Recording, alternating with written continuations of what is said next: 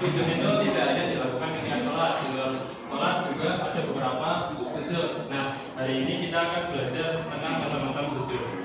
Nah, untuk yang pertama, tujuan kita belajar macam-macam sujud yaitu yang pertama kita akan mengerti tentang pengertian ciri-ciri unsur dan hikmah dari sujud, kemudian memahami hikmah dan keutamaan dari setiap jenis sujud dalam kehidupan sehari-hari. Nah, sujud itu ada 3 macam. Apa saja? Sujud sawi, sujud tilawah. Nah, dari ketiga macam ini, adakah yang sudah pernah mendengar atau malah sudah pernah melakukannya? Siapa yang sudah pernah mendengar sujud syukur? Sujud syukur itu apa tadi? Katanya kamu udah pernah dengar? Dengar, tapi udah pernah ngelakuin belum? Belum. Terus sujud sawi, siapa yang udah pernah dengar sujud sawi? Belum ada yang pernah dengar? Kemudian sujud tilawah, sudah ada yang pernah dengar sujud tilawah? Belum juga. Nah, baik kita akan belajar satu-satu ya. Yang pertama tentang sujud syukur. Nah, jadi sujud syukur itu adalah sujud yang dilakukan oleh seseorang sebagai bentuk rasa syukurnya kepada Allah Subhanahu wa taala atas segala nikmat yang telah diberikannya. Nah, jadi seseorang melakukan sujud syukur itu adalah sebagai sebagian ungkapan rasa syukurnya itu kepada Allah atas segala nikmat yang telah diberikan oleh Allah. Nah, hukum melakukan sujud syukur itu adalah sunnah. Kemudian, sebagian orang melakukan sujud syukur dilakukan oleh seseorang ketika mendapatkan nikmat dari Allah atau terhindar dari suatu bahaya. Jadi ininya itu sujud syukur dilakukan oleh seseorang ketika orang itu diberikan nikmat oleh Allah atau terhindar dari suatu bahaya. Misal contohnya itu kalian diberikan kemudahan rezeki. Nah, itu kalian disunahkan untuk melakukan sujud syukur karena segala yang kita peroleh di bumi ini adalah kehendak dari Allah. Walaupun kita berusaha, tapi yang memberi itu Allah. Jadi kita jangan lupa untuk bersyukur. Maka dari itu kita disunahkan untuk sujud syukur. Nah, kemudian sebab lain kita dianjurkan sujud syukur yaitu adalah terhindar dari suatu bahaya. Misal di daerah kalian ada suatu bencana banjir. Nah, terus rumah kalian itu enggak kebanjiran sendiri. Nah, itu salah satu Allah kehendak dari Allah. Kalian itu diselamatkan dari suatu bahaya. Maka dari itu alangkah baiknya kalian itu juga harus sujud syukur. Nah, dari yang sudah saya jelaskan tadi bisa dipahami belum sujud syukur itu apa?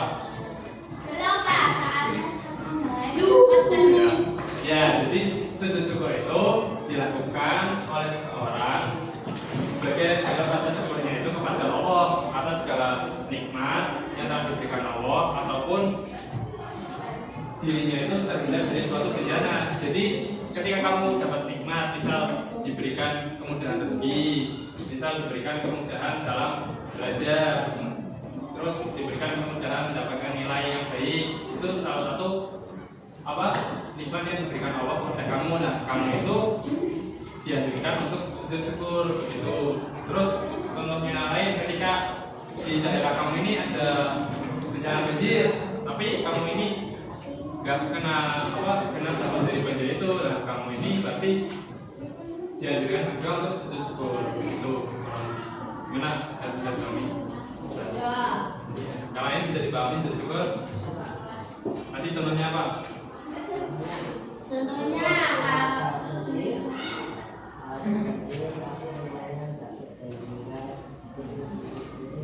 Ya, itu maksudnya kalau ada bencana tapi kita tidak kena bencana, kita wajib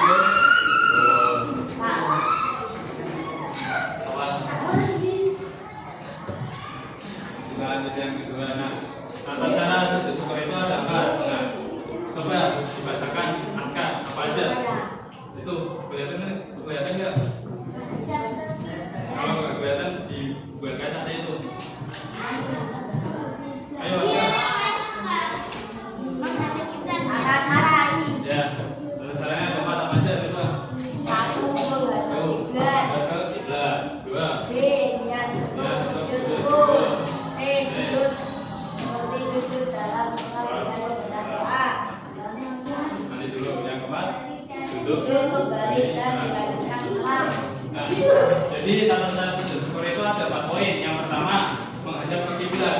Yang kedua, niat untuk sujud syukur. Dan yang ketiga, sujud syukur ini dilakukan seperti sujud ketika kita sholat, tetapi di dalamnya kita membaca doa. Dan doanya itu Subhanallahi walhamdulillah wala ilaha illallah wallahu akbar wala haula wala quwwata illa billah. Itu adalah doanya. Kemudian berbeda dilanjutkan dengan salam. Jadi tata caranya ada berapa tadi? Ada 4. Yang pertama menghadap, yang kedua niat sujud, yang ketiga sujud syukur seperti sholat dengan membaca doa, yang keempat kembali dan dilanjutkan salam. Nah,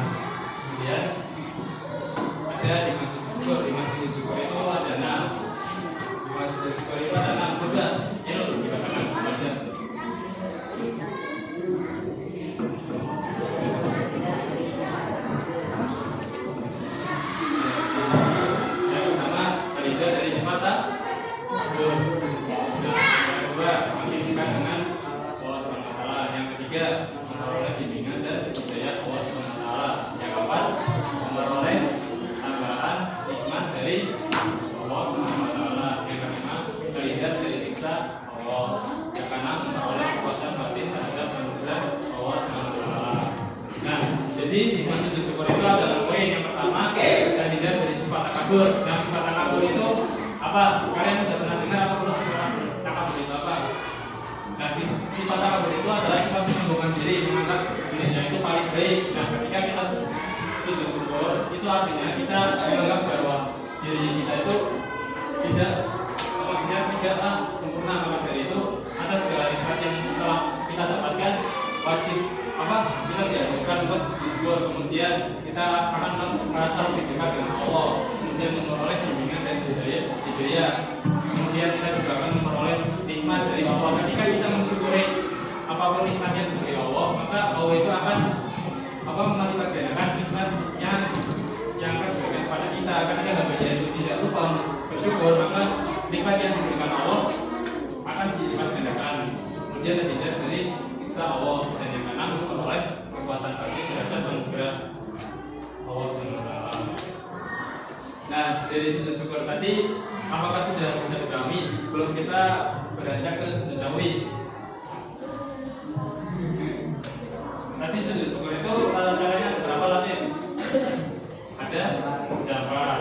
Apa aja tadi? Menghadap kiblat, kedua niat untuk sujud syukur, kemudian sujud dengan membaca doa, kemudian sujud kembali dan dilanjutkan salam. Kemudian nikmat sujud syukur tadi ada berapa? Ini ada bencana, terhindar dari salah takut, makin dekat dengan Allah, memperoleh bimbingan hidayah Allah. Nah, tadi adalah nikmat. Kemudian yang kedua adalah pengertian tentang sujud sawi. Nah, sebelumnya ini belum ada yang pernah dengar apa itu sujud sawi. Belum pernah dengar sujud sawi? Belum, sama sekali belum pernah dengar. Nah, jadi sujud sawi itu sujud yang dilakukan ketika seseorang lupa membaca salah satu bacaan atau lupa mengerjakan salah satu gerakan yang diwajibkan dalam sholat. Yang hukum melakukan sujud sawi ini adalah sunat. Nah, jadi sujud sawi ini sujud yang dilakukan seseorang ketika orangnya itu lupa membaca bacaan, lupa membaca salah satu bacaan dalam sholat atau lupa mengerjakan salah satu gerakan dalam sholat. Nah, contohnya itu seperti apa?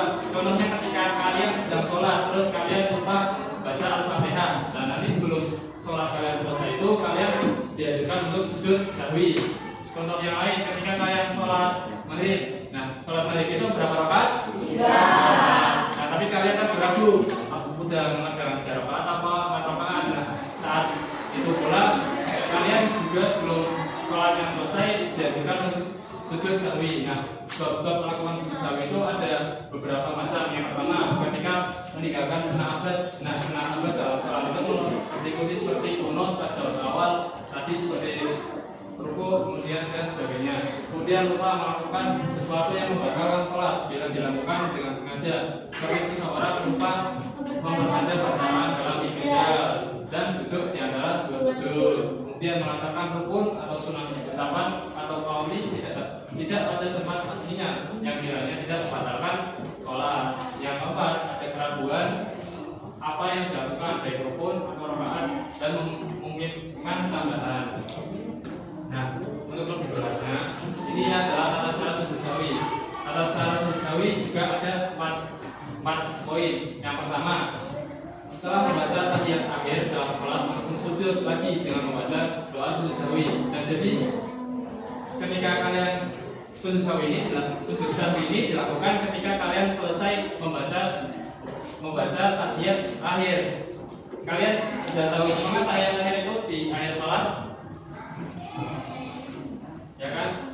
Ya, sujud sahwi ini dilakukan setelah kalian selesai membaca tahiyat akhir. Kalian langsung sujud lagi dengan membaca doa sujud sahwi. Nah, kemudian bangun dari sujud disertai dengan mengucapkan takbir. Kemudian duduk sebentar lalu takbir dan dilanjutkan sujud lagi dan doa yang sama dengan sujud pertama. Kemudian yang keempat duduk kembali dan dilanjutkan dengan salam.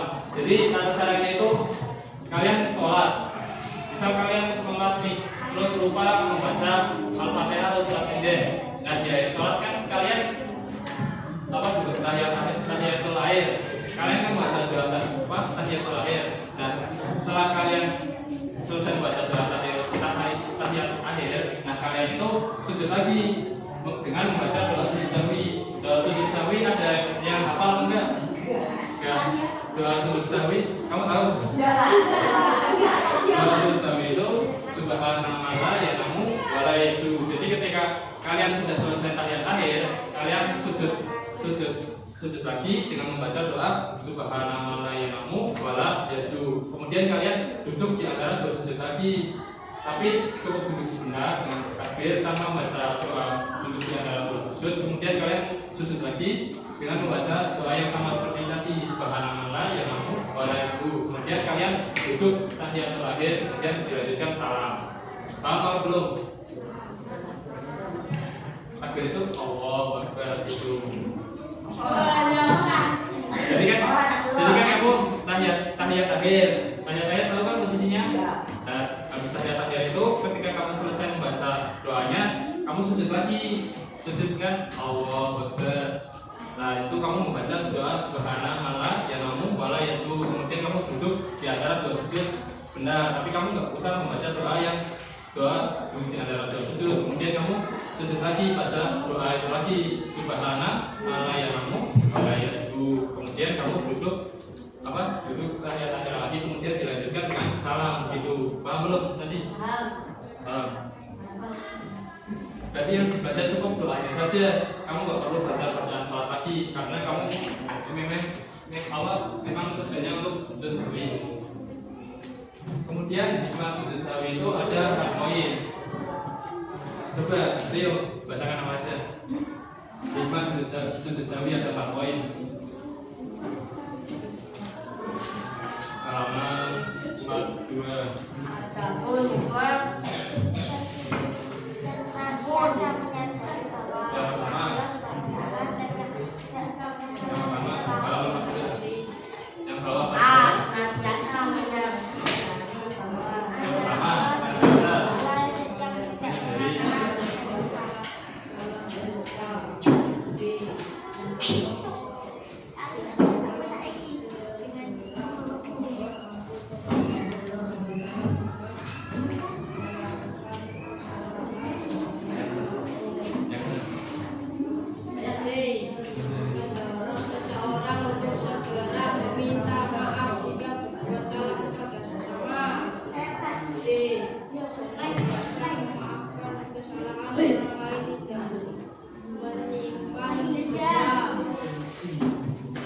Jadi maksud sahwi itu ada 4 poin. Yang pertama, senantiasa menyadarkan bahwa hanya Allah itu Allah dan yang tidak pernah salah dan lupa. Manusia itu tempatnya salah dan lupa. Kemudian yang kedua, mendorong seseorang untuk segera memohon ampun kepada Allah jika melakukan kesalahan kepadanya. Jadi ketika kamu melakukan kesalahan itu, kamu itu kan harus segera memohon ampun kepada Allah. Nah, sujud sahwi ini adalah salah satu contohnya. Ketika kamu salah rakaat dalam sholat, salah bacaan dalam sholat, kalian langsung dianjurkan untuk melakukan sujud sahwi. Kemudian mendorong seseorang untuk segera meminta maaf jika berbuat salah kepada sesama. Dan sujud sahwi ini juga mengajarkan kita untuk segera meminta maaf jika kita berbuat salah. Kan kalau kita salah rakaat saja kita langsung sujud, kita mohon ampun karena kita salah rakaat. Dan kalau kamu melakukan kesalahan, otomatis kamu juga harus segera meminta maaf. Kemudian yang keempat, senantiasa memaafkan kesalahan orang lain dan tidak menyimpan dendam. Jadi sujud sahwi ini juga mengajarkan kita untuk senantiasa memaafkan kesalahan orang lain dan tidak menyimpan dendam. Begitu, bisa dipahami? Selanjutnya kita belajar sujud tilawah. Nah sebelum ke sujud tilawah, tadi sujud sahwi sudah bisa dipahami belum? Sujud sahwi itu dilakukan ketika apa? Kalau bacaan, lupa rakaat dalam sholat. Nah, tata cara melakukannya ketika sudah selesai tahiyat, bukan selesai sholat, tapi selesai tahiyat akhir. Nah, tata caranya tadi gimana? Takbir, terus untuk sujud setelah tahiyat akhir, kemudian duduk lagi, kemudian sujud lagi dengan baca kemudian duduk tahiyat akhir dan mengucapkan salam. Nah, selanjutnya kita lanjutkan ke sujud tilawah. Nah, sebelumnya udah ada yang pernah dengar belum sujud tilawah itu apa? Baru kali ini. Dan di BPK belum pernah diajari tentang sujud tilawah. Belum. Nah, jadi sujud tilawah itu sujud yang dilakukan ketika seorang muslim membaca atau mendengar ayat sajda. Nah, ayat sajda itu apa sih? Ayat sajda itu ketika seorang itu membaca atau mendengar ayat-ayat tersebut, maka seorang itu dianjurkan untuk melakukan sujud tilawah. Nah, sujud tilawah sebab dilakukannya sujud tilawah itu adalah ketika seseorang itu membaca atau mendengar ayat-ayat sajda baik dalam sholat maupun di luar sholat. Nah, jadi sujud tilawah itu sujud yang dilakukan ketika kalian membaca atau mendengar ayat sajda. Nah, jadi baik kalian dalam posisi sholat maupun di luar sholat, ketika kalian mendengar ayat sajda, maka kalian dianjurkan untuk sujud tilawah. Nah, ayat sajda dalam Al-Quran itu ada berapa? Ada ayat sajda dalam Al-Quran berapa? Ada 15. Nah, contohnya itu adalah Quran surah Al-A'raf ayat 206, Quran surah Ar-Ra'd ayat 15, Quran surah An-Nahl ayat 50 dan sebagainya yang bisa kalian baca di buku KKS.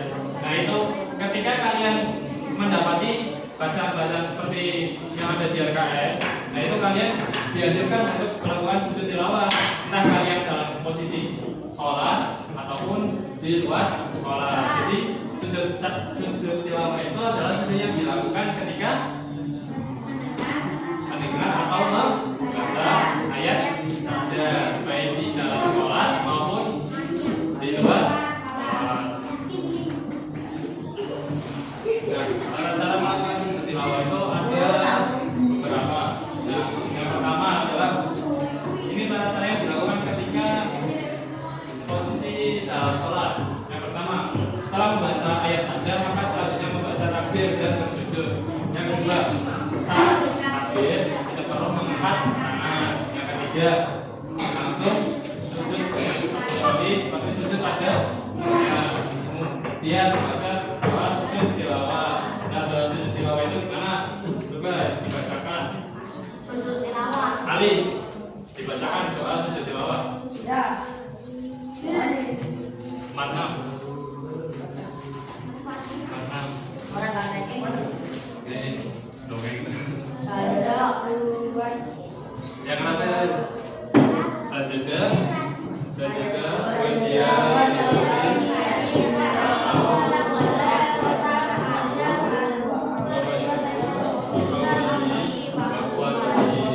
Nah, jadi doa sujud tilawah begitu. Kemudian dilanjutkan berdiri dan melanjutkan sholat. Jika ayat sajda itu dibaca berada di tengah surat, maka dilanjutkan membacanya sampai akhir.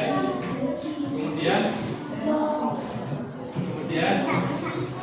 jika ayat sajda yang dibaca di ayat, maka setelah bangun dari sujud tilawah berdiri sejenak, lalu diteruskan dengan rukuk dan selanjutnya.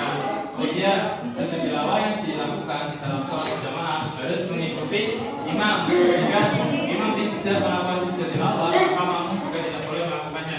Jadi walaupun kalian itu membaca atau mendengar sujud tilawah, tapi posisinya itu kalian sedang sholat berjamaah. Nah, yang wajib kalian ikuti adalah imamnya. Jika imamnya itu tidak melakukan sujud tilawah, maka ya kalian ikuti saja imamnya tidak melakukan sujud tilawah, karena kalian posisinya itu sedang berjamaah. Kecuali kalian sholatnya munfarid, mungkin ketika kalian mendengar atau membaca sujud saja, maka kalian dianjurkan untuk sujud tilawah. Jadi caranya begitu. Bagaimana sujud tilawah bisa dipahami? Oh. Sujud tilawah itu tadi sujud yang dilakukan ketika apa? Membaca Ayat sajda. Posisinya dalam sholat maupun di luar sholat. Nah, tadi terus ayat sajda dalam Al-Quran itu ada 15. Kemudian tata caranya yang sudah saya juga tadi, kalau dalam sholat seperti ini, nah tata cara yang kedua kedua yaitu ketika posisinya itu di luar sholat. Yang pertama yaitu memastikan suci dari hadas dan najis. Nah mungkin posisinya kalau nggak di posisi sujud tilawah, kalau misalnya di luar sholat itu ketika kalian membaca Al-Quran, misal kalian lagi tadarus, terus kalian mendapati ayat sajda, nah itu kalian diajarkan sujud tilawah. Sujud tilawah itu caranya ketika di luar sholat, yang pertama tentu saja menghadap ke kiblat, kemudian takbiratul ihram dengan mengangkat kedua tangan, kemudian berhenti sejenak lalu kembali lagi untuk bersujud tanpa mengangkat kedua tangan, kemudian cukup satu kali sujud dengan membaca doa tadi yaitu sajadah wajiyah lillazi walahu samahu kemudian bangun untuk dan yang terakhir adalah mengakhiri dengan salam. Nah, doa sujud tilawah tadi gimana bacanya? Ya,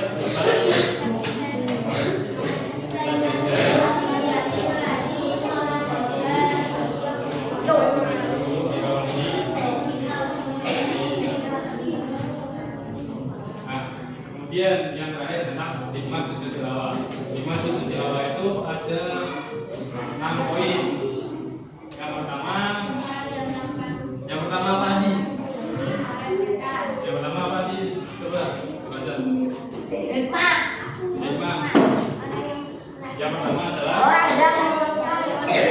sujud tilawah manusiawi. Yang kedua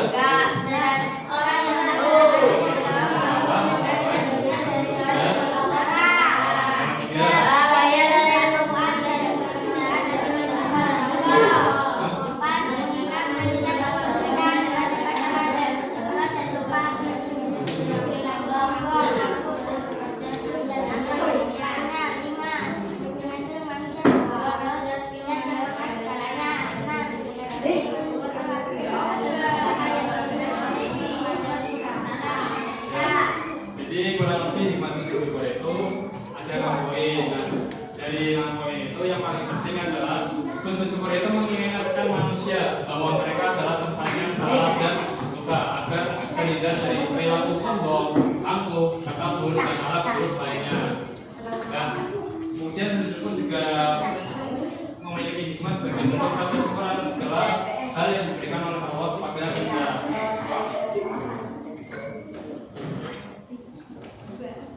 Nah, sebelum kita masuk ke penugasan, Bapak akan tanya lagi dari ketiga sujud tadi. Yang pertama kita belajar tentang sujud apa?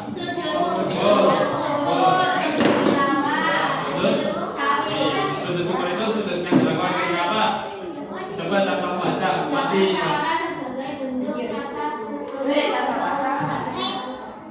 Ya, maksudnya senangnya kamu sujud syukur itu sujud yang dilakukan ketika apa? Ketika kita diberikan nikmat oleh Allah, atau ketika kita diselamatkan oleh Allah dari suatu bencana. Nah, contohnya seperti tadi, contohnya seperti ketika ada bencana sampai kalian nggak kena dampaknya, kalian wajib mensyukuri itu. Kemudian sujud syukur itu antaranya ada 4 poin. Sudah tadi Bapak jelaskan. Terus bacaan sujud syukur masih hafal atau enggak? Ya nggak apa. Tapi coba nanti dihafalin ya. Bacaan sujud syukur itu subhanallahi walhamdulillah.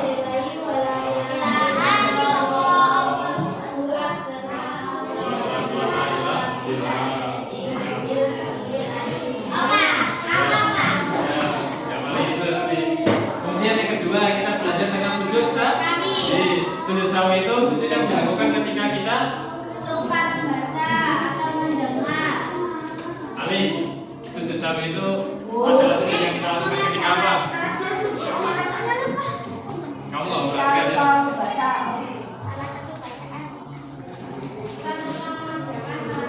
Kamu nggak perhatikan ya Ali? Ali perhatikan ini. Sujud sahwi itu sujud yang dilakukan ketika kita lupa membaca salah satu bacaan di dalam sholat, atau kita lupa dalam sholat, dan kita dianjurkan untuk melakukan sujud sahwi. Doa sujud sahwi gimana Ali?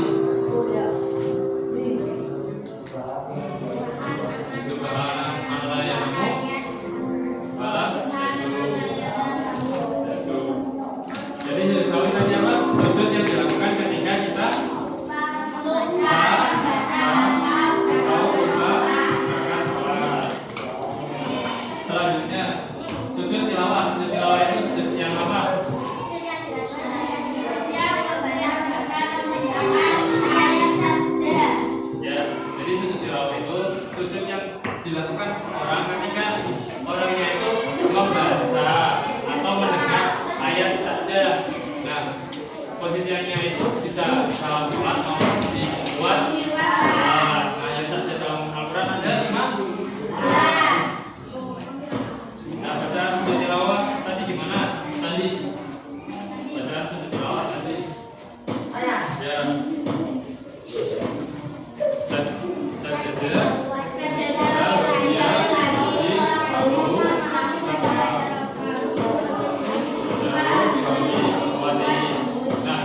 Nanti dari ketiga bacaannya itu tadi kalian hafalin.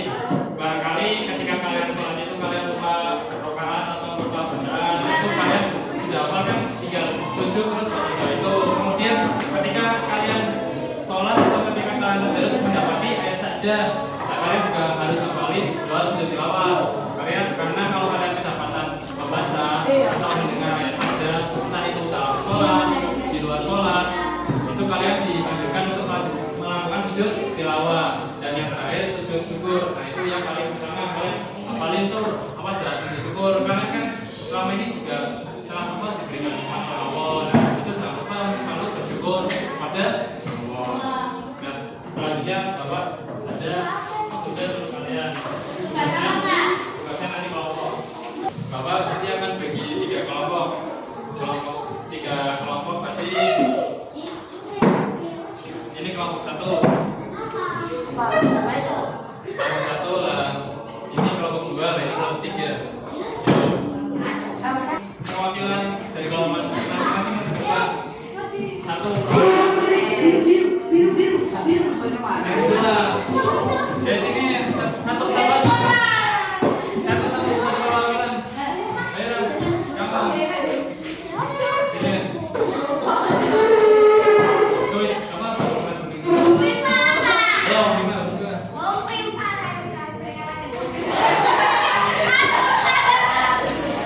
Ayo. Kamu mau panggil apa?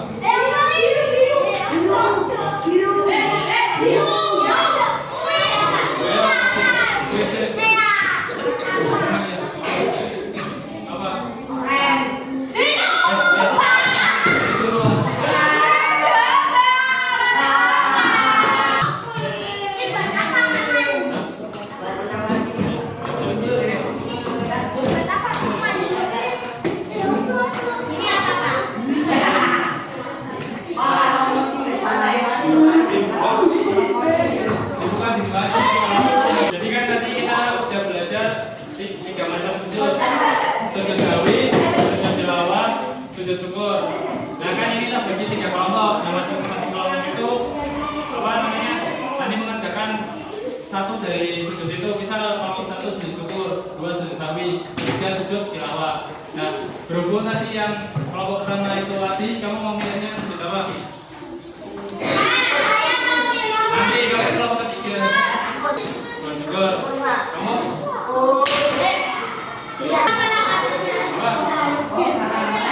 Tilawah. Berarti kalian sujud sawi. Nah, jadi